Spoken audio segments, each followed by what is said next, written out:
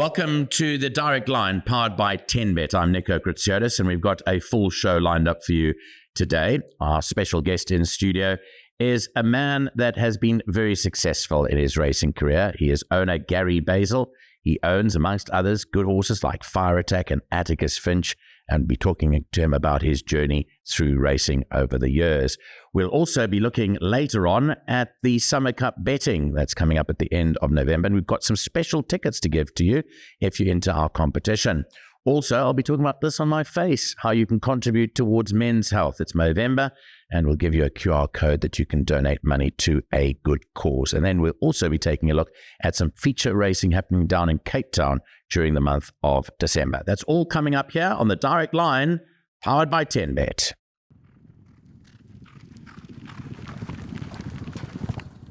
Well, our guest on today's show is a man that has been extremely successful in the racing world. And I sort of hooked up with him a number of years ago, and we've always had some good times together. It's taken me a couple of weeks to get him in the studio, but he's here eventually.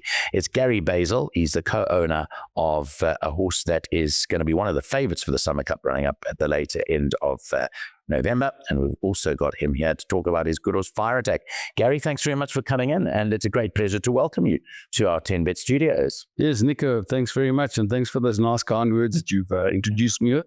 And hopefully streak can continue for a little bit longer. Well, you've been involved in racing for many, many years, and it didn't start with owning racehorses. This is part of a long journey through the game. And you know what they say to a lot of racing people is once the bug bites, it's you for life. And how did you get involved in the sport? Well, Nico, I was 18 years old. I didn't even know anything about horse racing. I came up to do a year at Eden College in Johannesburg to better my marks in order to carry on my studies. I then stayed with the Basil family, Jeffrey and Dolores Basil, and their late son, who was Keith Basil. He was a jockey. They were absolutely crazy about racing. I think it was 24 hours a day. Racing was on, pictures were on the thing, and you just sort of get sucked into the stream of things. And it was exciting for me to go to the race course the first time to ever know what it was. And I think I had Firebrain on a horse, and it so happened to win. And that was the worst thing that ever happened to me in my life. Yeah. But it's been a great journey for you as well, because from there, you ended up being a jockey agent, didn't you? You ended up being an agent for a jockey. I did, yes. Douglas's White's father, John White, was very friendly with my ex-late father-in-law, Clive Kodachi. They lived opposite each other in New Redruth. And Douglas was a youngster. He was about 6 years old, and I had met him. And when he so happened to go to the academy and then move back here, he was nurtured and sort of taught by the late Roy Curling. And he needed some sort of help in order to try and get rides, because he was a shy little, intimidating little guy. And I thought maybe it was a good thing to try and do. I'd never done it before. I didn't know how difficult it could be or would be. However, I was a salesman, and I think being a... And what age would you have been at that stage? 20s, 30s? Yeah, it's got to be maybe 28 or so. 28, yeah. Douglas is 10 years younger than me. Right. Yeah, he turns 53 on Friday. Oh, does he? On Saturday. Yeah. And Dougie, of course, is now a trainer in Hong Kong, and he was multiple champion jockey of Hong Kong. But I mean, with those early years, was it tough to get rides? And I would never be an agent, I must be honest with you. Well, Nick, any salesman has to be thick-skinned. Yeah. And it was very competitive. Pierre Stradham was up on the scene, and it was Douglas and Pierre, and they were always boxing for rides and sort of doing a whole lot of things in order to get onto each other's rides. And there were a lot of fights at the scratching halls, and I had a tough time with Douglas because he just hates committing to one thing. He'd rather have 3 rides in a race and then try and organize to get off one. Mm-hmm. So it is very tough, but it was about being perseverant. You got to be perseverant with a trainer and try and develop a relationship with him, and a trust from the trainer, so that there's a bit of transparency between both. And he ended up being a very successful jockey in South Africa. And then the journey, obviously, with London News, when London News went over to Hong Kong. And is that where you met Alec Laird, or was it way before that? It was slightly before that. He was riding a few others for Alec. And obviously, me being an agent, I was in communication with Alec.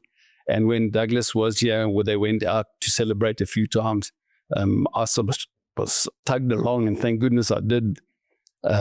They used to settle the bill because we were poor guys battling it out, and they were sort of flying at the time. So, yeah, and then that relationship between Alec Led and I have just continued. We haven't had a day-to-day conversation since then till now. But when I decided to get into racing, it became a lot stronger. And he was probably the go-to guy at that time. Yeah. Do I have contact with Dougie White being in Hong Kong? I think Douglas and I, we talk minimum twice a week. Oh, really? Up until I actually spoke to him yesterday. I'm his daughter's godchild.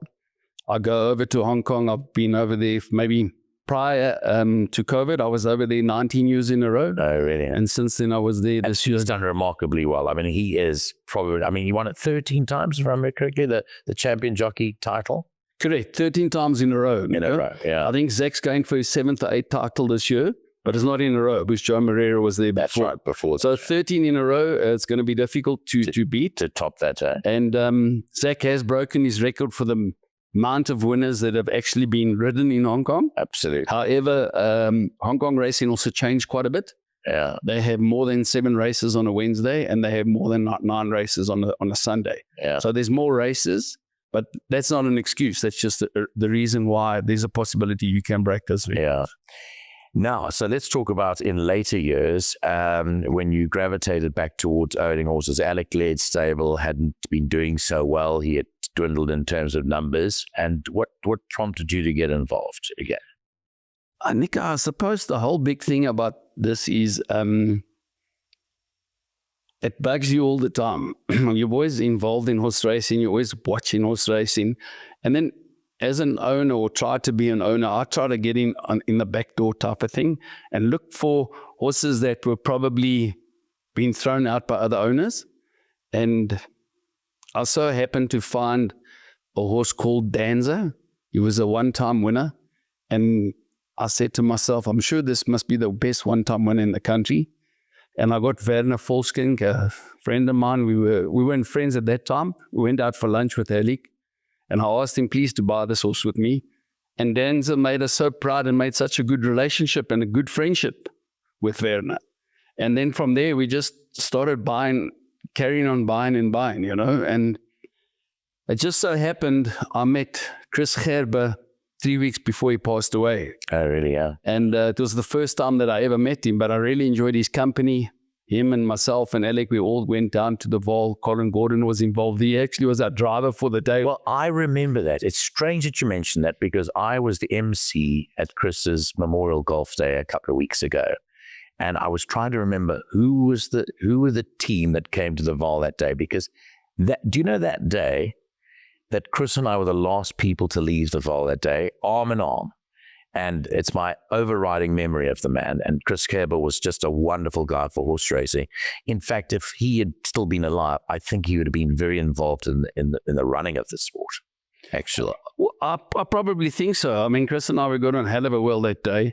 And like you say, you walked out hand in hand. Colin drove us home. Yes. Colin, unfortunately, had a dinner that night at 8 o'clock that evening while we were still sitting at a restaurant in Meyersdal. Yes. He phoned his wife and he said, you just better carry on. This is not going to happen. Yeah, it's not going to, you're not going to. And I had such a good connection with Chris.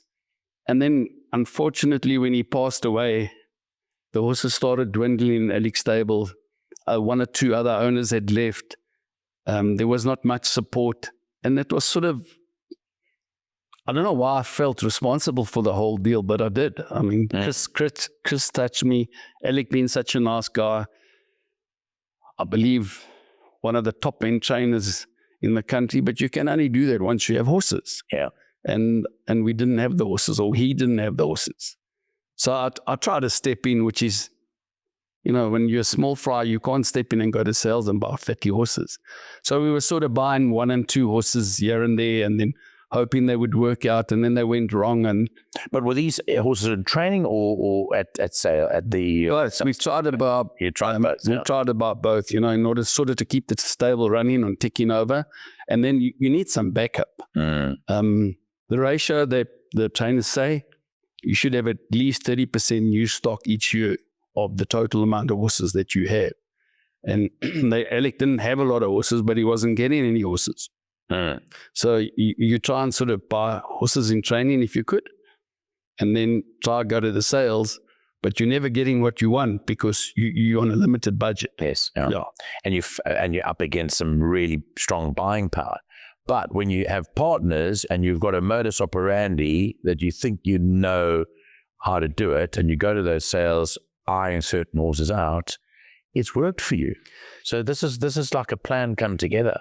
Yeah, Nico, the big thing is you got to get guys to buy in with you. And they got to be on the same page as you. And obviously we got to be patient because you can't go to the sales in April and expect them to run in March. Absolutely. Yeah. So what actually happened is I spoke to some of the guys that were in Alec's yard and some people that weren't in Alec's yard or were keen to get into Alec's yard. And we said, guys, instead of putting 2 and trying to get 1 horse, why don't we put 8 and try and get 3 horses and spread our risk? And they sort of liked the idea and the buy-in. And that's where I met Lance Clark. He had been in the game 25 years prior to that, but completely out. And he just decided he'd like to get involved with the share.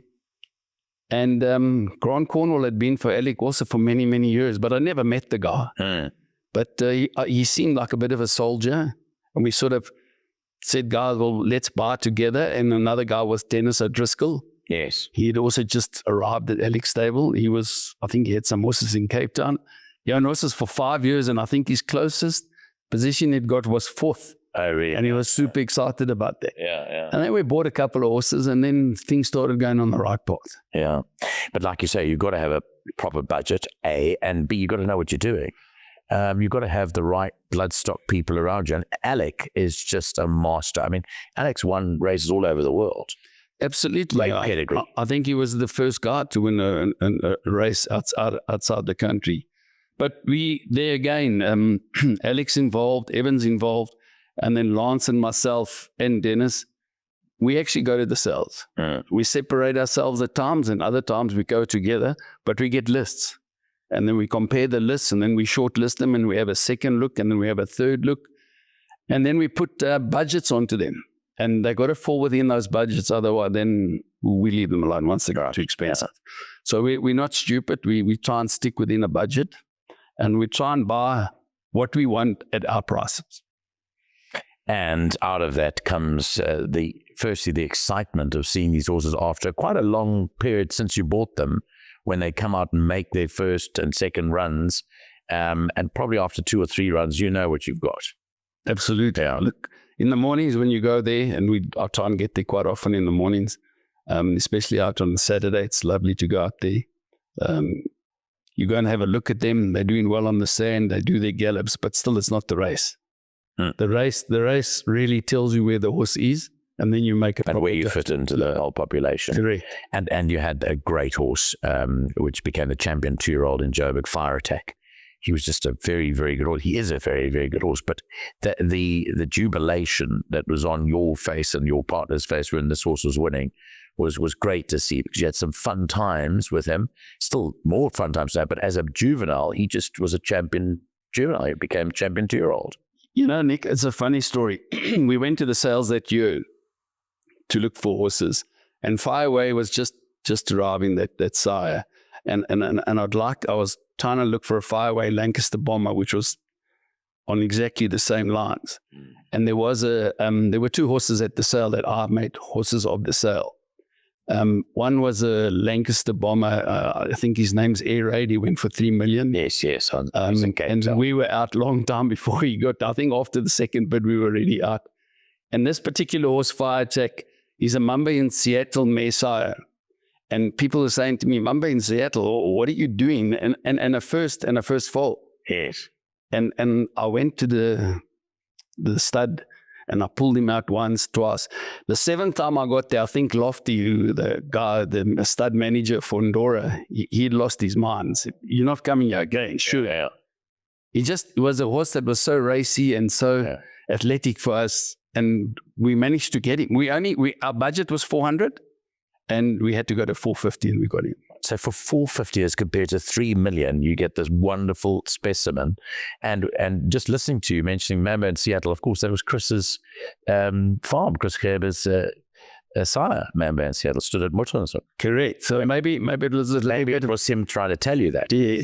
But he became a very, very good horse, and he is still, I mean, he was a top 3-year-old. He may have lost his way a little bit, but now you've got a proper horse to take down, and you're going to Cape Town. You're going to Cape Town with your top horse. We would definitely like to do. That's our plan. It's always been our plan. When he was a youngster, we wanted to get there for the Guineas. We couldn't get there because of the horse travel and the horse sickness. Yeah. So we didn't get there. This year now we want to go again. We had a plan. We still want to try and run in the Green Point, and from there the King's Plate and then the Met. But fingers crossed. This is horse racing. You got to keep them sound. You got to keep them going. So that is the plan. If everything works there, we definitely will be going. He's one of the top rated horses in the country at the moment, and he is a very, very good horse. I mean, he won the Champions Challenge. He's just on his way up. Then we've got Atticus Finch. And when we talk about Atticus Finch, we talk about a horse that last year went and won the Summer Cup. And this year is primed to run again. Now, last year, I see you followed the similar sort of prep, running into 3 runs of July, then after the break, 3 runs into the big race. But a slightly different prep this year to last year, because he goes and wins the Charity Mile. So the only problem about winning that is you've picked up a penalty, but didn't he win that well? Yeah, Nick, I think he did. But if I can go back a bit about Atticus Finch, just to give people an insight to him, because you don't just get Atticus Finch. Yes, yeah. It's how it all happened, and how horse racing, horses find owners, and you make friends out of racing. He was a horse unsold at the sales, the national sales. He went through the ring for 150K and he was unsold. Right. And Fontaine called the force, took him to Alec and said, "Listen, Alec, I'm not taking this one back. Please, can you put him together?" And I just bought a couple with a few guys, and I said, "Alec, I'll cover you, but really, I don't need another horse." Yeah. And then that was when Lance saw the horse walk into the stable, and he said, "Gee, whose horse is this?" I didn't know Lance. Phil Gregory had another horse called Spice Market. He said, "Okay, he'll take 25%. And then I said, "I'd take 25. And then obviously Grant, he always steps up. Yes. So that happened, and then the horse turned up. So this horse is a horse that you guys weren't interested in? Nobody was interested. He didn't pass through the ring. And here he is, And here he is where he is. And then his 3-year-old career was a bit disappointing. We had to put him away for just about his whole 3-year-old career. We brought him back for his 4-year-old career. And I think he won 4 on a trot for us, and then into the Summer Cup. And it was a bit disappointing. He got bumped and he got hit and out the race. Yeah, and then another year goes by, and then we tried to get down to the July, and then this horse just absolutely doesn't travel. He travels badly, he loses weight, he doesn't eat, his color goes off. So we brought him back and we concentrated on last year's Summer Cup. So there we did a warm-up, we did a mile, then we did a 1400, the same 1400 Atticus ran in this year. Then we did a mile. Then we went to the Victory Moon. And then obviously the Summer Cup. And then we got the result. This year, we did a 1450, which he did quite well. He ran second. And he was giving Tin Pan 10 kilos. Correct, yes. I was cracking, right? And then if we had to go the Victory Moon, which was actually our route, as a grade 1 winner, he gets extra 2 kilos. So he would have carried 62 in the Victory Moon, which we thought was a touch unfair, because Alec won it last year with Greedy My Master, and Main Defender carried 62. That's right. And Greedy My Master carried 51. Yeah. So the winner this year again carried 51, and we would have carried 62. So we thought it was going to be too much of a hard run. Hence, we went for the Charity Mile. Yeah. Not expecting him to win. Yeah. Yeah. But he just loomed up large. I mean, when it looked like Sean Terry's filly had probably got the right run of the race, Atticus Finch he just accelerated so beautifully. And that's a mile. He's looking obviously for further. And a great part of it, I've got to mention, a great part of your success has been Kelvin Habib. And I know you've been instrumental in his success as a rider. But tell us where that started. Yes, well, Kelvin was a work rider. His father, Donovan's brother, lives upstairs from me at the river. And when Calvin first went to the academy from the work riding program, he was told he's not going to make it. He's going to be too tall and too big and so on and so forth. And he was quite highly disappointed. And then Peter Habib, who is Donovan's brother, said, "Why don't you speak to Gary?" So Donovan spoke to me and he says, "I know that you trained Dougie White for all these years when he was as successful as he was. Please, could you help Calvin?" So Calvin and I had a chat, and I could see what a committed youngster he was and how keen he was, and this was his life. And because he was so keen to do that, I said I'd give him 3 months. So in those 3 months, he gave me his life for 3 months. And whatever I said he should do or not do, he did. He went back to the academy, and I don't know, they do some sort of test where they get points, and his points were way above any of the apprentices that were in the academy. And hence he got accepted. And I think the rest is history. The rest is history, because every time he rides for you, you almost feel like he wants to pay you back. And hasn't he done just so well? I mean, especially for the big horses on big occasions. He's like as cool as a cucumber. He knows what to do. My honest opinion was when Calvin went to Singapore, he was riding at the top of the game. He was judging pace well. Yes. He was as strong as it could be. I think that thing going to Singapore maybe gave him the experience of being outside the country, but not getting the support there, racing once a week, getting back. Came back a bit dejected. Dejected, his head all upside down. Maybe he didn't get the support that he needed. And then he had that fall the beginning of the year. So when that all came around, Calvin just became a better person. And he started finding himself. And I think where he is now, he's gone back to where he was before Singapore. Way back, because he's got back. But he's worked hard on himself. He's worked hard on his riding and his patience and maybe his strength. And that is all coming back, and I don't think I can be happier for anybody else. Absolutely. Well, you're giving him all the chances that he needs to. And again, you'll be giving him another chance in a couple of weeks' time. We're speaking to a large audience here, Gary, that don't know much about the game of horse racing. What would your advice be to them in order to try and get involved in the game and to try and promote this? I mean, your support of horse racing is unparalleled. I mean, you supported hook, line, and sinker. But to someone that hasn't ever experienced horse racing, what would your words be to that? Well, I think the first and foremost thing is to try and understand what racing is all about. To understand that racing, you got to buy an animal who doesn't talk to you.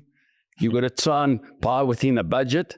But mostly, I would say, is to get involved in partnerships. And the partnerships that you look at from televisions and trainers that you look at and jockeys that you look at, like we're talking now, we've mentioned largely about Alec Laird and Calvin Habib.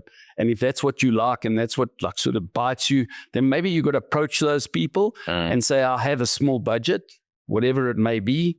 Is there any chance, or how do I go about getting involved in a syndicate? And how do I get involved in being within this group and in this fun that we have? Because for me, horse racing is a very difficult sport. There's probably a hell of a lot more hardship than what there is happiness.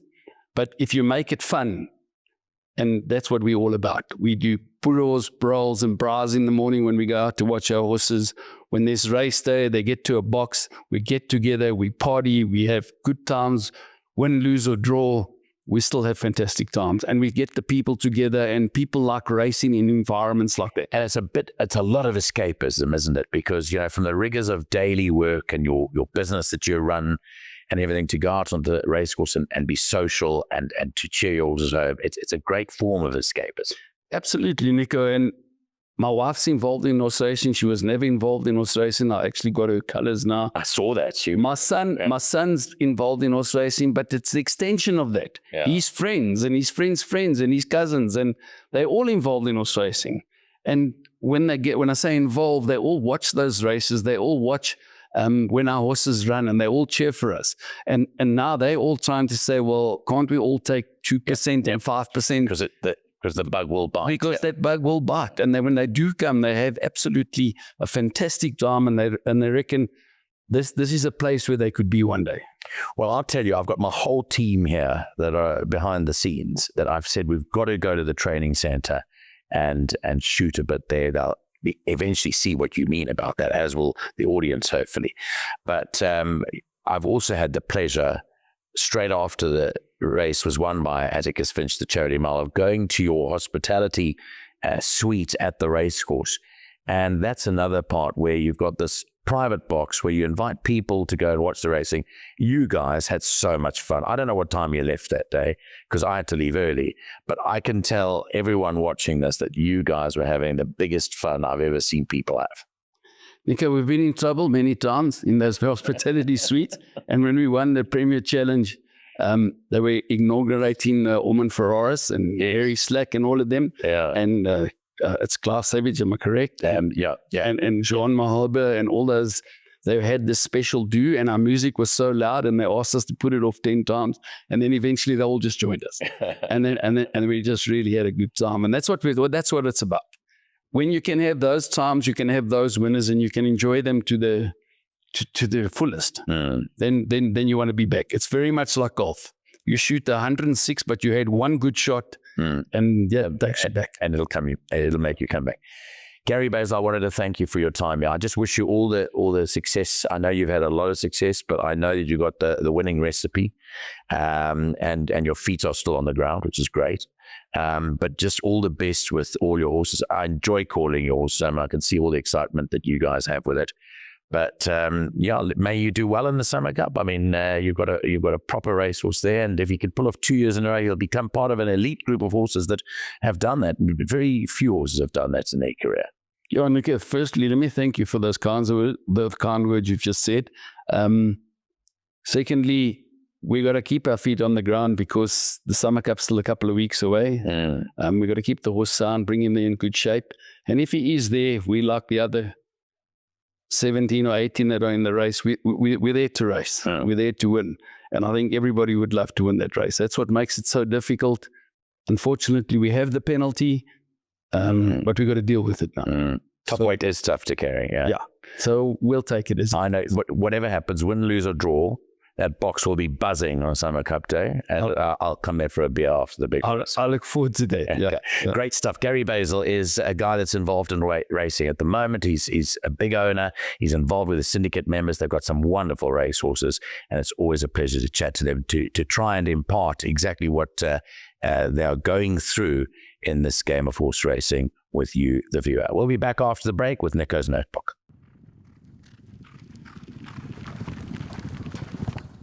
Well, you're back on the Direct Line powered by 10Bet with a look at Nico's Notebook for this week. And we've got some betting that's come out for some big races coming up in the next few weeks.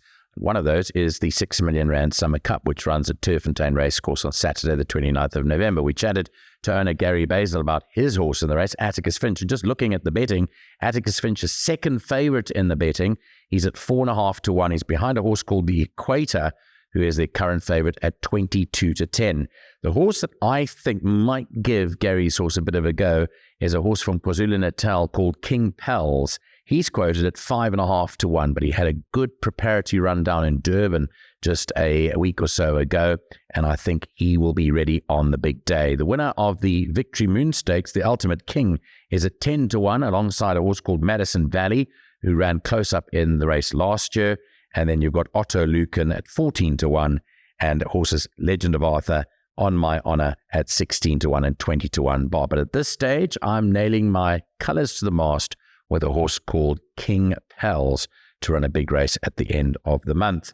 Wanted to talk about the Fillies Guineas running down in Cape Town on the first weekend in December, because once again, there are a couple of horses there that have featured pretty prominently, including the Port Elizabeth challenger, Golden Palm, who is at 15 to 10. She looks to be the right horse in the race, but the upcoming Reet Petite is quoted at 28 to 10. And there's another horse there, Quick Step Gal, who's a visitor from KwaZulu-Natal, who also comes to the market at 14 to 1. That would have to have a bit of a chance too. And then we go to the Cape Guineas race itself, which is run in the middle of December. The De Kock runner, the De Kock racing runner, Jan van Gooyen is the favourite at 4.5 to 1. Gimme Rules is the second favorite at 5-1. Tin Pan Alley is quoted at 6-1.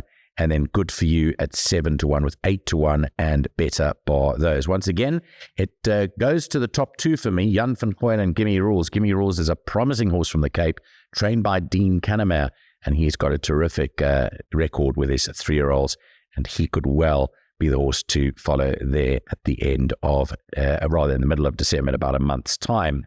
We've also got the big Hong Kong international races coming up also in about a month's time. We'll be focusing in on that on next week's show. And on top of all of it, Brett Crawford, well done to him. We've had him on this podcast before. He won his first Group 3 race over in Hong Kong in his very first season of training, and that's a tremendous, tremendous achievement. Now, don't forget, you can also participate in a competition to win tickets to go to this year's Summer Cup at Turffontein. Here are the details in order to do that. And also, you can also contribute to this cause of mine. I said earlier on the show that we've taken part in Movember, and you can just click on this QR code and donate to Men's Health, the plight of men's health. As you get older, men tend to find these problems that creep up.